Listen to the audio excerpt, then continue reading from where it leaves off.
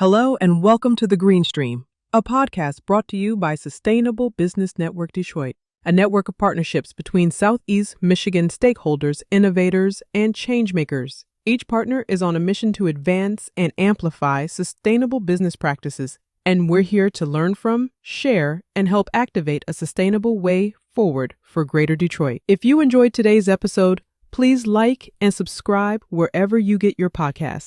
Leave us a review and join the conversation on LinkedIn, Facebook, X, YouTube, and Blue Sky. And head over to our website, sbn-detroit.org. Now, let's listen in to our conversation with today's sustainability leaders. Well, hello and welcome to The Green Stream. I'm Terry Barclay, the president and CEO of Inforum and the chair of the Sustainable Business Network of Detroit. And on today's show, we really have three all-stars from our cities who are working hard on sustainability. And I'm really excited to hear from each of them because they're all doing such important and interesting work. And I think there's something in this to inspire everybody who's listening. So first, we are kind of going in alphabetical order. We have Logan Applebee, who is Zero Waste Manager for the City of Ferndale. Welcome, Logan. Hi, thank you all for having me. Alexis Weinberg, who's Sustainability Planner, City Development for the City of Sterling Heights. Welcome, Alexis. Thank you. And Souzan Yousif, who is the Sustainability Planner in the Planning Department for the City of Southfield. Welcome, Souzan. Thank you. Thanks for having us. So, we like to kick this off with sort of the how did you get here question. How was there a pivotal moment or an experience that shaped your perspective on sustainability and your interest in getting involved in sustainable business practices?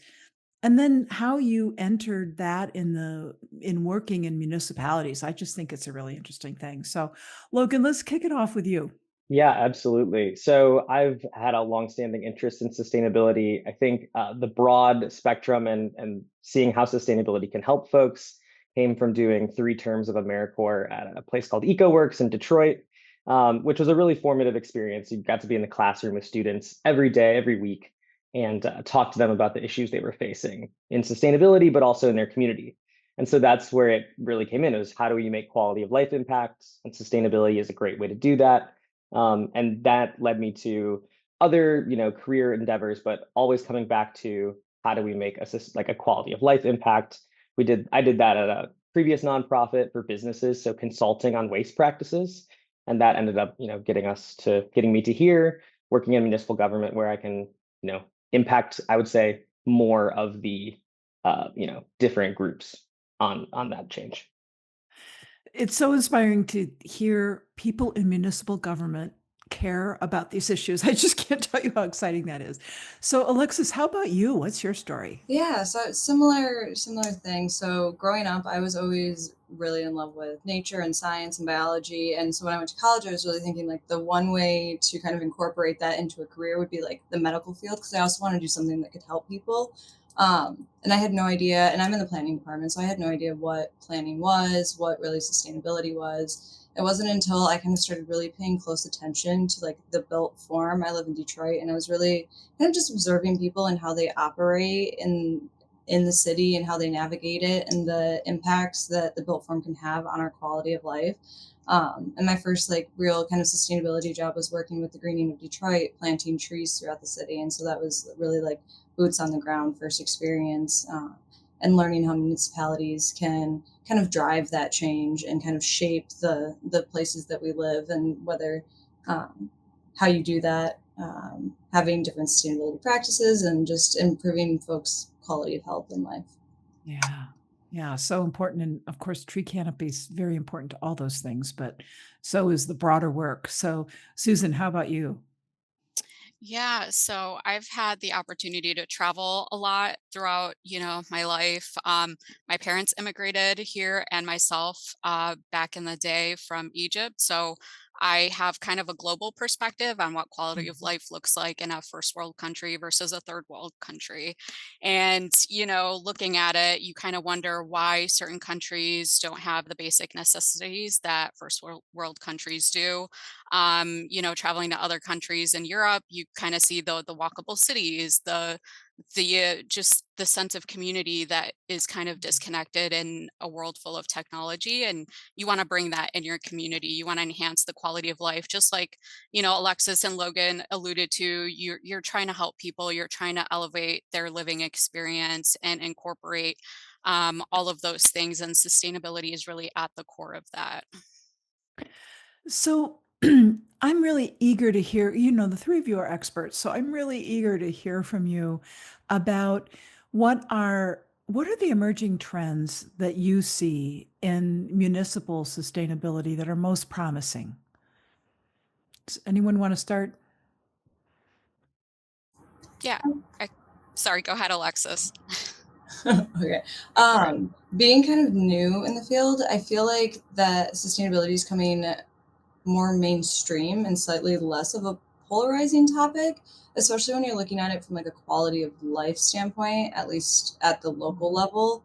I think oftentimes residents and city officials, we want the same thing. We just may not be using the same words. So I think how we frame sustainability or how we define sustainability is less so of like doing something just for the good of the environment. Ooh, I lost my lights here.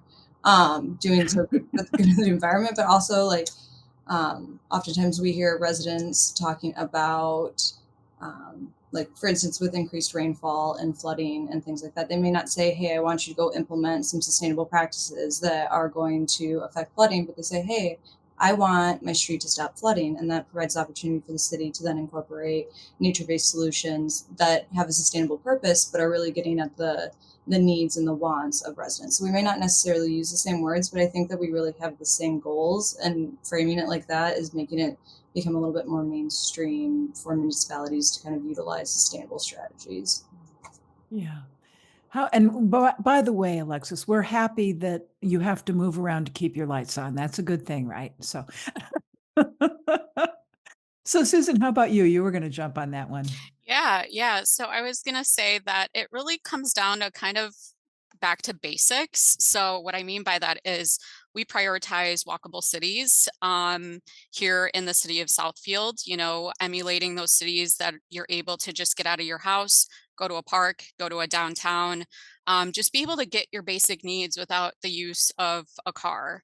And if you kind of look around the world, people have been doing that for a really long time. But when you look at developed nations, they've designed their world around the automobile, and we're kind of starting to regress from that and think, how can we do that? How can we make people not use their car as often, especially with increased greenhouse gas emissions? And then now we have the availability of electric vehicles, electric bikes, scooters. There's just so many ways to get around now, and it's up to us in government to be able to provide that amenity to our residents, for them to take advantage of. And the second thing would be eliminating food waste. And that seems like a no-brainer, for years. If you've grown up and your parents have told you to eat everything off your plate, don't waste food. There's people around the world who don't have enough to eat. It seems like such a basic thing, but I don't think any of us realized how much it impacts the planet in terms of, the methane gases, all the other greenhouse gas emission contributions. So really, these things are not novel ideas. They've been around for forever. And I think we're bringing it back as kind of a sustainability trend, which I hope it's more of a sustainability evolution and it doesn't, die out as certain trends do. Mhm. You know, we had a podcast episode with John McElroy from Autoline where he talked about, one of the expert analysts for the mobility industry. And he talked in such a compelling way about how autonomous vehicles have the ability to absolutely transform our communities. And I hadn't really thought about it as very deeply until talking with him. So that's a great point about more walkable communities, because he sees a future where that's going to happen, which is pretty exciting. So Logan, wow, Ferndale, tell us about what Yeah. you see. Well, and I think it's a great when we think about emerging trends, Ferndale is very fortunate, I think, in the as far as Southeast Michigan goes, we're the first with the sustainability staff person. Over 8 years ago, I want to say even earlier than that, which led to a lot of these implementation or at least planning of our density, walkability things earlier than potentially many cities or municipalities have. We're very fortunate that in this case that we're small, 3.8, 3.9 square miles. So we're fairly walkable as it is. We don't have the same, sprawl challenges that many municipalities have. Although we do have, we're bisected by 9 Mile and Woodward, so two major thoroughfares. So we're very fortunate that historically we've had a lot of opportunity to address some of these trends that are now, I feel like, becoming more common. We've had a food scrap drop-off program for residents for 5 years. We're on our fifth year. So we've been able to see what Ferndale residents want and say, well, we can implement that. That's an improvement of quality of life. We can implement that. And I think we've been on the forefront of the interdisciplinary sustainability staff person. So I'm very fortunate. I work in our city manager's office, which means I get to have impact in lots of different departments and work collaboratively across like departments, which I think has been what I'm seeing as a very promising trend that hopefully doesn't keep sustainability in that silo. We're thinking about quality of life and just system improvements for all sorts of residents across all departments.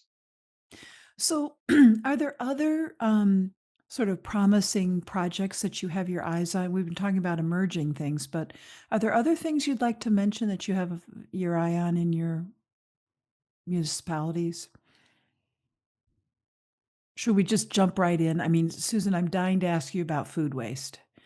Yeah, absolutely. Happy to talk about it. Go. All right. Yeah. So the city of Southfield is the first city in the nation to adopt a food waste elimination plan. So this hypothetical kind of question came up would be, what would it take for your city or community to completely eliminate food waste?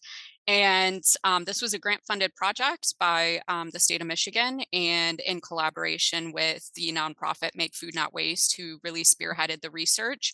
So big shout out to them. Without them, it wouldn't be possible. But yeah, we looked at a lot of different strategies on what it would take for the city of Southfield to completely eliminate food waste. And the initial thing you had to understand was how much food waste was really being eliminated. And you learn so much. I had no idea that 40% of food in the United States is wasted annually, which is astronomical if you think about how many people are going without food or hungry. And it just makes you look at food in a different lens. And we had a lot of public feedback as well. We had focus groups come in from residents at the city, and we asked them, like, hey, what would it take for you to not waste your food? And we got a variety of different answers, but this might seem obvious to everyone, but convenience really, it comes down to it. What would it take for you to drop off food scraps at a collection center? It is it, picking it up from your house? Is it being a half mile within your house? You could drop it off when you're running errands. So we had a really in-depth discussion with three various focus groups, and we live in an age of convenience, and that's all people want, is to have it made easy for them. So we are currently looking at piloting a food scrap collection project. It's in its early stages, but we're going to have bins at a few select locations and monitor participation here at the city. So, Susan, I just have to say, wait a minute. Did you say the first city in the nation? Yes, absolutely. Wow. And it's not to say, like I said, I mean, Logan is a zero waste manager in Ferndale, so they've been doing it a lot longer than us. We just have a nice research document in place first, but it's all the same. I give a lot of credit to other municipalities who have been looking into composting, food scrap collection, all of those things. They've been doing it much much longer than we have. Yeah, that's great. Well, so Logan, over to you about, do you want to talk a little bit about waste, what you, Yeah, waste diversion? No, absolutely. sorry. Well, and I think what Souzan is saying, the plan is so essential, right? We have we have been doing this for 5 years for residents, for multifamily, for our municipal facilities, but we don't have this roadmap to get to no food waste or a set goal for food waste. We did have part of all of this came from, for us, a downtown waste plan, which I would say has been very focused on businesses and how we support businesses in our downtown area. I think that's been very essential. So I do celebrate that as an aspect of our downtown wasteland that isn't specific to food scraps, but how can we support them? How do we create the best shared spaces and the best diversion practices for businesses, specifically in Ferndale? It's a lot of food service and restaurants that have a challenge. It's a challenge for food service and restaurants to divert their waste, to do it in a cost-effective way. They're limited on time, limited on staff, all of these limitations, especially in a post-COVID world. So we are very lucky that we've had this program for 5 years. It started as a pilot with 400 residents. We've grown it into over 1,400 households for our residential program. And now we're looking at how do we have a pilot, a larger pilot, a better pilot for our downtown businesses, for our restaurants who have, that's a huge opportunity to capture food scraps. How do we capture food scraps? How do we capture compostables? How do we get folks to use compostables instead of a plastic or a styrofoam product? So to some extent, it's providing opportunity for our residents and then providing opportunity for businesses to take advantage of these systems because folks want it. That's why these systems exist. There's a demand for it. Yeah. I just have to ask, both of you mentioned the people aspect of all of this. And my hat is off to you, all working in the environment that you work in. The last, local unit of government meeting that I went to where I live was not a happy meeting. There's a lot of different viewpoints to take into consideration. And I'm just curious as we have this conversation, what I'm really curious, I have to admit, about what you've learned about how to work hand in glove with residents and with the businesses that are so important. It's like, what are the elements of success there? So, I know that I just would be curious if you have any insights about that as we talk. But Alexis, we haven't had a chance to. Should we like dial this up and talk about climate change? So Yes, how's climate absolutely. change? Talk to us about climate change in your community. So fun. Yeah, so I mean, like any municipality anywhere on the planet, we are experiencing climate change. We're fortunate that we're not located in an area where we're feeling like the full brunt of climate change, like some coastal communities are, but it's definitely something that we're experiencing, whether it be rising temperatures, increased precipitation, more extreme weather events that have crazy freeze thaw events, and then the associated challenges with those to both our infrastructure and public health. And so for us, preparing for these challenges and changes was really important to ensure the safety and well-being of our residents, which is why the city this past February adopted our first ever climate action plan.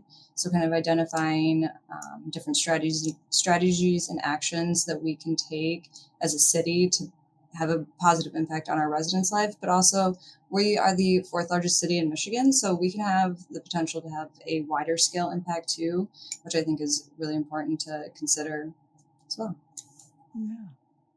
So I know others of you have, zero waste, zero greenhouse gas emissions goals. Who wants to talk some more about this? Yeah. Oh, go ahead. Go ahead, Alexis. No.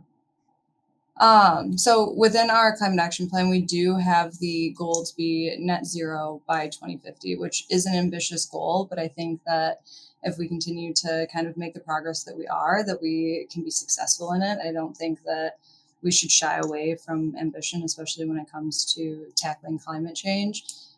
So we have a number of different strategies, and some of them, so like for our buildings. To get down to net zero greenhouse gas emissions, we do rely on our utilities also transitioning to renewable energy sources. And so there's this collaboration that has to happen, and similarly relying on residents to also make changes. So it's not just necessarily the city implementing different strategies or actions, but also this collaboration that has to occur, which I think is really interesting. And then also multi municipalities as well, and taking a regional approach to helping reduce our emissions.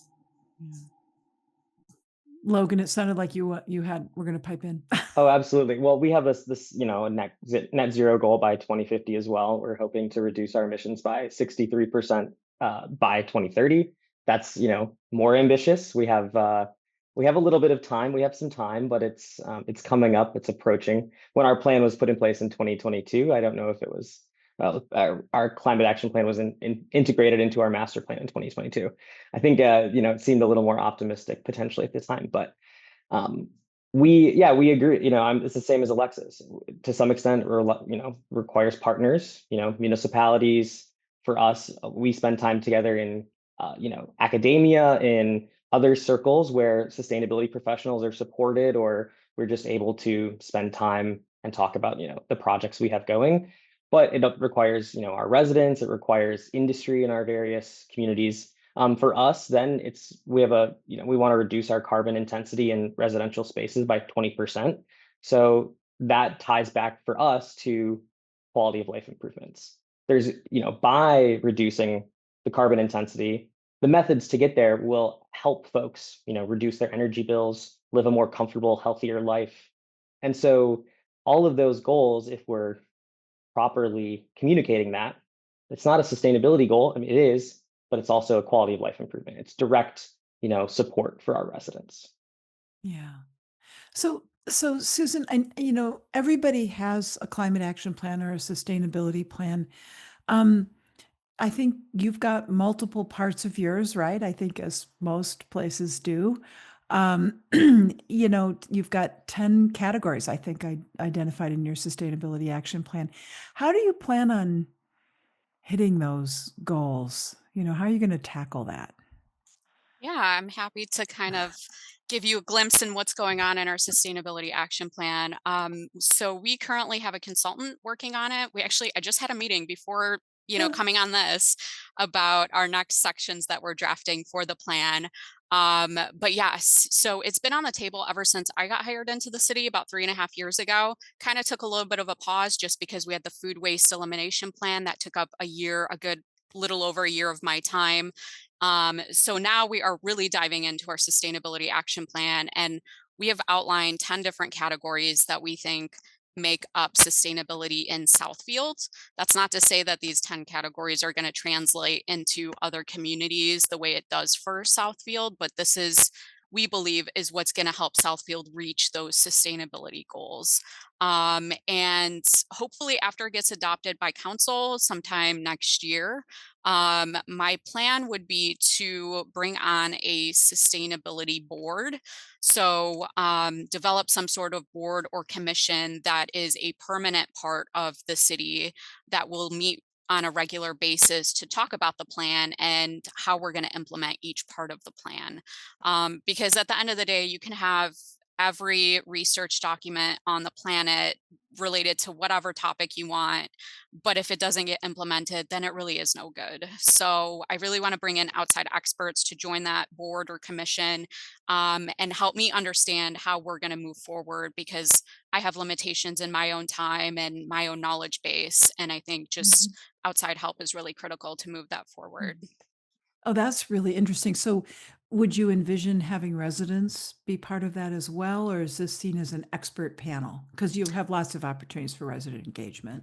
Absolutely. I think maybe a mixture. I haven't thought it through 100% yet, but I did have a board who commented on our early draft of the framework of the plan. So they're the ones that helped give input to each of those 10 categories, and they were made up of nonprofit experts, engineers, professors, things like that. So I kind of already have the expert part of it. I want the more realistic, you're a resident, how do we move forward with this? So yeah, it could be a mix of both too.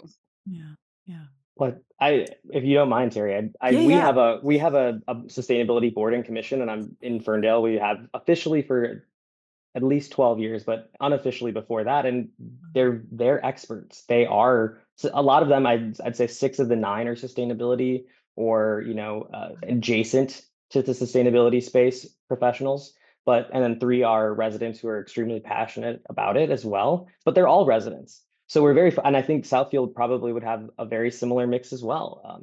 It's truly like an incredible opportunity for us to go before them and hear their expertise and take what they give us and shape policy and around that. It's really excellent. I'll have to pick your brain, Logan, on that when the time comes. Absolutely. No, I completely agree. Sterling Heights created our Sustainability Commission back in 2020, and they actually were the folks who drafted our first sustainability plan, which won an award from the Michigan Association of Planning. And as being like a singular person that kind of focuses on sustainability, having a commission that you can rely on for their expertise and also capacity building to do various research or drafting of different policies or ordinances is extremely helpful. So it was very exciting. Yeah. Amazing. That's just wonderful. And it's so great to hear that there's that level of engagement on these issues. That's really invaluable. And what a wonderful way of extending taxpayer resources by bringing in experts like that as well as residents. It's just really heartwarming, actually, to hear that there's so much interest in that. And kudos to you for organizing those groups. I know that's not always easy to do. And I love the way you're sharing information with each other too. It makes us feel good about our broader state and the region as a whole.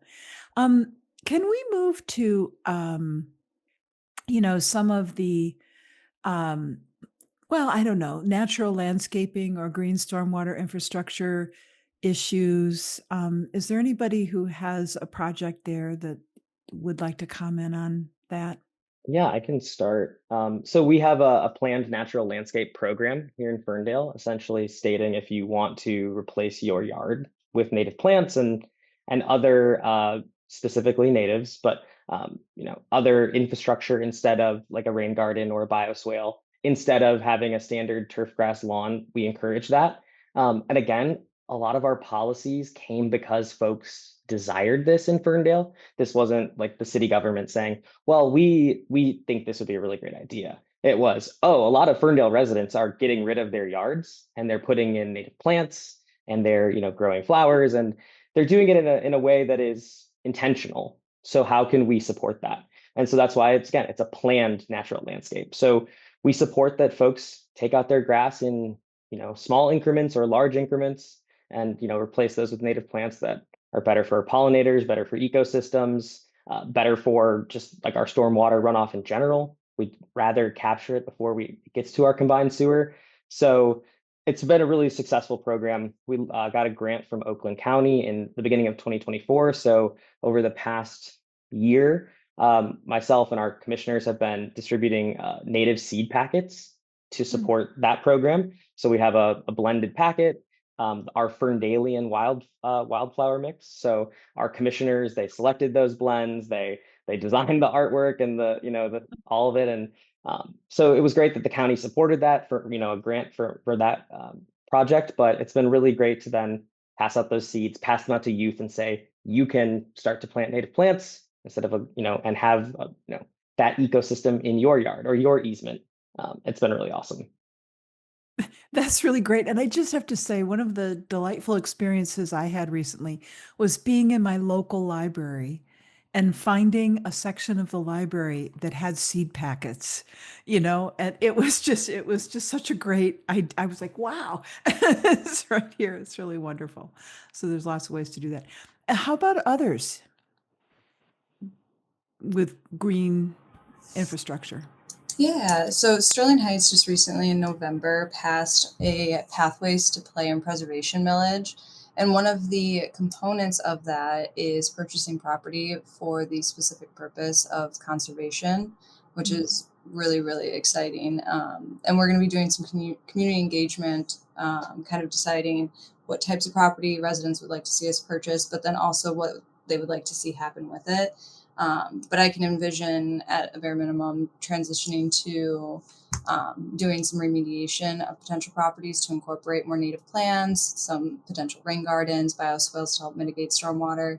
We also included in that millage was funding to reforest our residential neighborhoods. So we're looking at planting native or climate adaptive trees. We're planting approximately 15,000 trees over the next 7 years, which is insane. It's really exciting, and I can't wait to see in 7 years the impact, and then 20 years down the line when we actually have some full mature trees and see the changes in our canopy.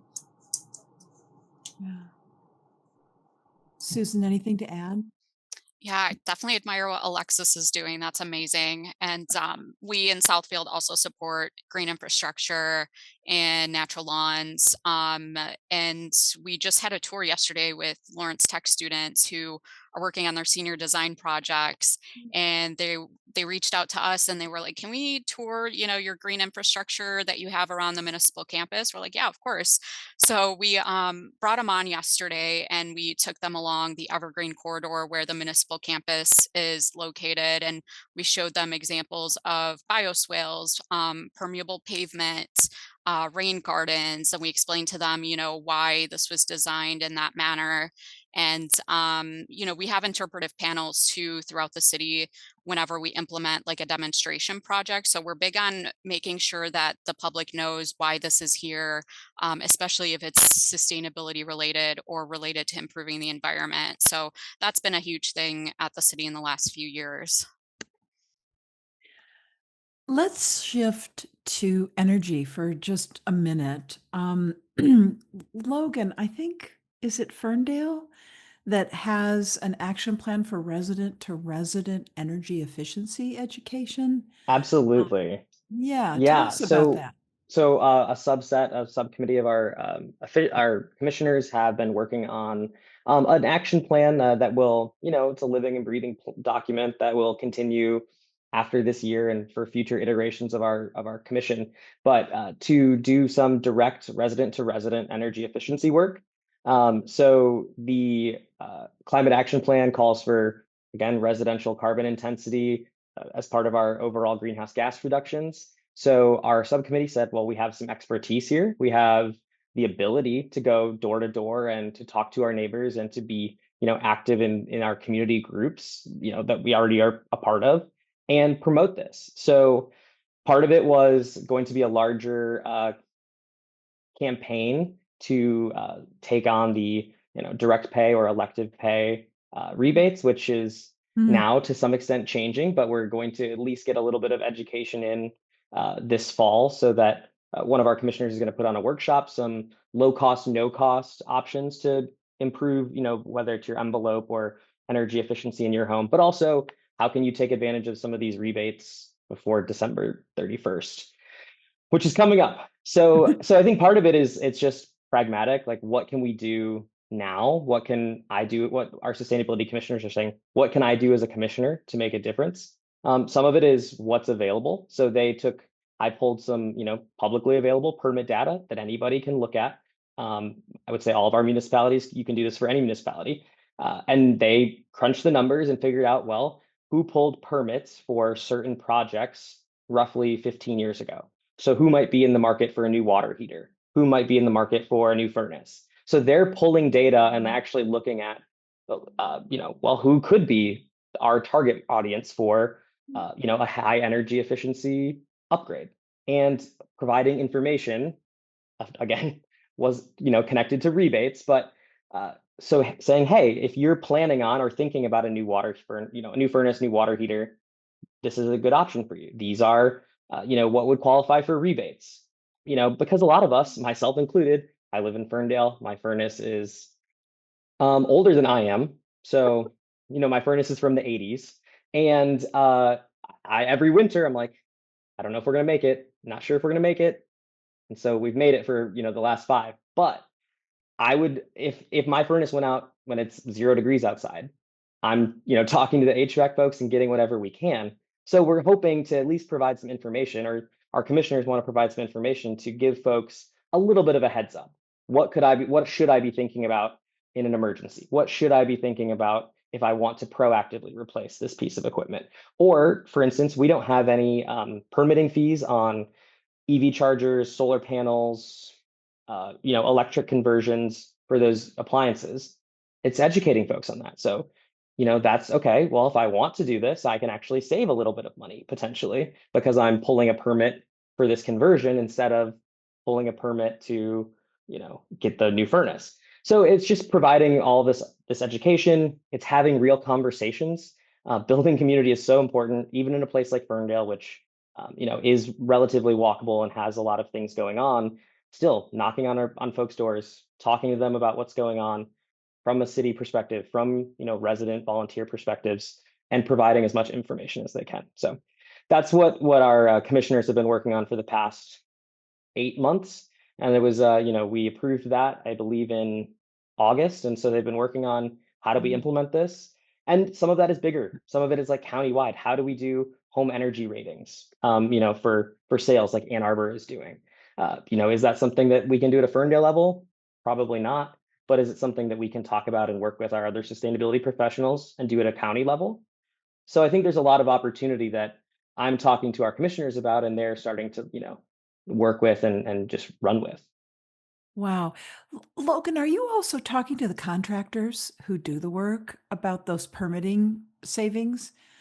Well, absolutely. So that's part of the education is as I'm thinking about, as they're talking to residents, I'm talking internally to our staff and saying, hey, CED, our community and economic development team, this is this is what we have here. Talk to the contractor when they come up to the counter. Here's what they need to know. Some of it is developing, better educational materials. Some of it's developing better educational materials to go in the new homeowner packets. So just providing as much information up front as we can. Ah, interesting. Fabulous. Alexis, saw you nodding your head a lot.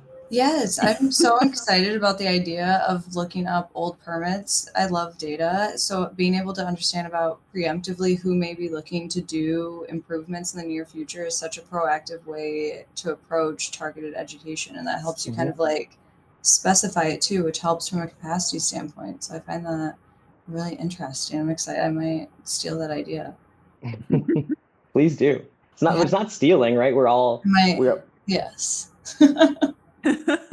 So, Souzan, did you have anything else, to comment on that you're doing in Southfield around renewable energy? And I mean, kind of while we're talking about energy. Yeah, sure. So we're probably, I would say, a little bit behind in terms of like the renewable energy game. Not to say that we don't have some minor projects going on. We have some demonstration projects with some startup companies. We have some solar light bollards that have gone in along our trails and pathways, and those are completely off grid. They're not tied to any, electrical utility, and they've been well received. So that was kind of a pilot project. We also have Big Belly recycling bins. So the brand of the recycling bin is called Big Belly. If you haven't heard of them, I'm pretty sure Ferndale has them, but they're throughout the nation. And we just did that as a pilot project here on the municipal campus, and they have solar panels on top, and they compact your garbage or recycling, which helps with the maintenance aspect of it when you have, staff from different departments who are the ones taking care of it. It minimizes the amount of times that they have to go out there because it's connected by, like an app or a software program that'll tell them when it's full. So very, very minor, but still an example of renewable energy to our residents. We don't have any large scale solar projects or anything like that. And hopefully we'll get there one day. And I think the main thing for us is to get our sustainability action plan developed, complete, adopted. We're very much a community that likes to adopt plans first before kind of diving headfirst into some of these larger sustainability projects. So I guess we'll see where the future takes us. That makes a lot of sense. And Alexa, sort of continuing this thread, your climate action plan gets really specific as it relates to rental properties and energy efficiency improvements that could be made.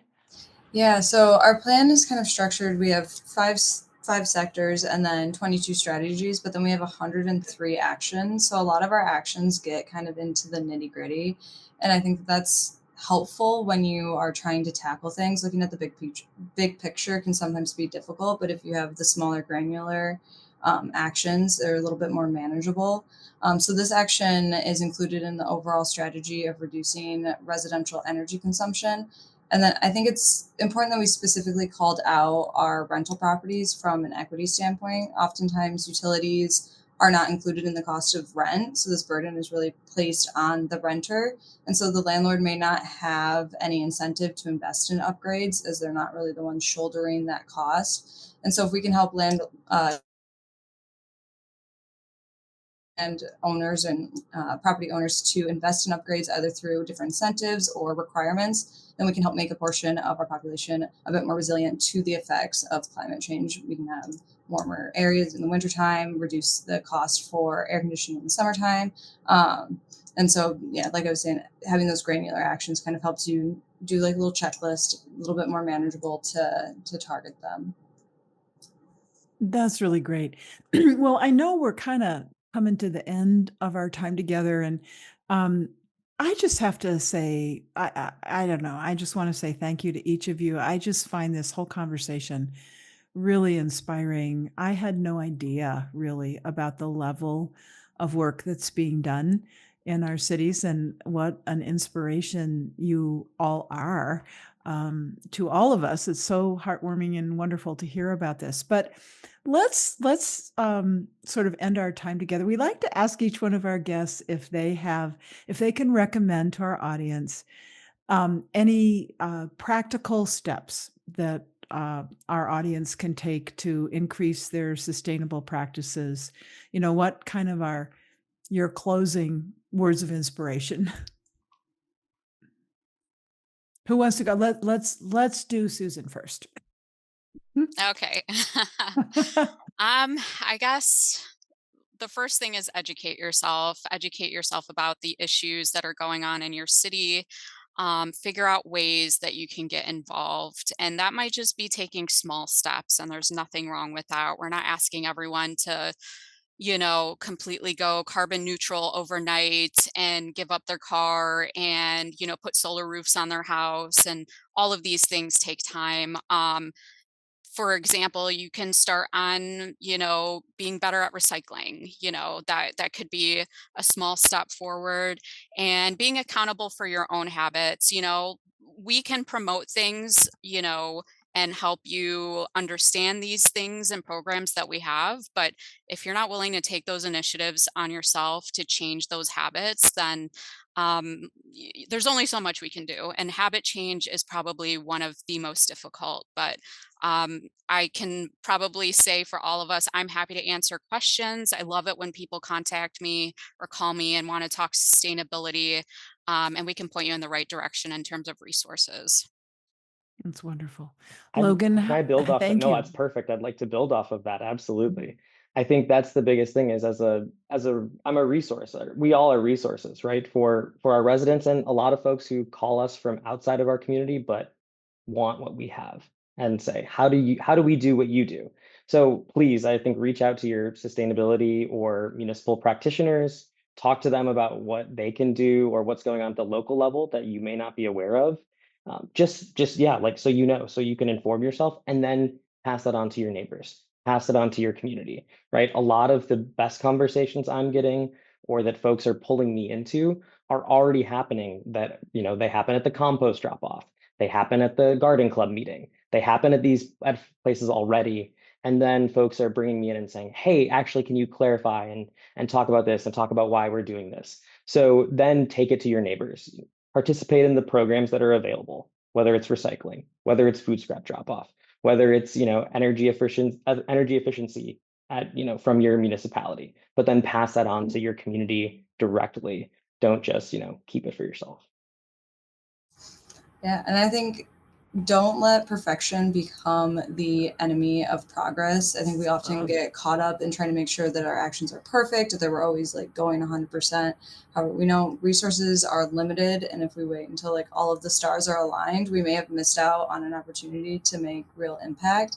And I think that small actions can cumulatively make a big impact. So any change that you make to become more sustainable is a change in the right direction, and it can serve as a catalyst to making larger changes down the road. Yeah. Perfect is the enemy of good. One of my favorite expressions. Logan Applebee, Alexis Weinberg, and Souzan Yousif, thank you all so much for joining us today and for the work that you're doing and sharing not just your successes, but what's in progress that we can look forward to tomorrow. Thank you. Thank you for tuning in to the Sustainable Business Network Detroit, the Green Stream podcast. Remember to like, subscribe, and leave a review wherever you listen to podcasts. Make sure to follow us on sbn-detroit.org and stay tuned for more conversations on sustainability from inside and around the city.